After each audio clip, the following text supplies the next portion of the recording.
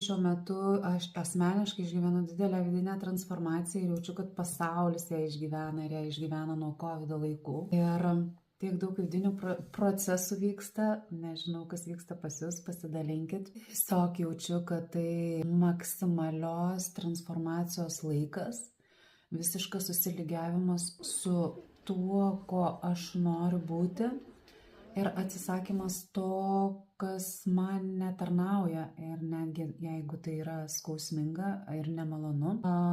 Ir palietė mano daug gyvenimo sričių, bet per vedų astrologiją supratau, kad tai yra laikas apie mano karmines pamokas, savo sielos darbą, misiją aš vykdau, esu priartėjus prie jos, tai reiškia, kad veikiu gyvenime tai, ką aš turiu daryti.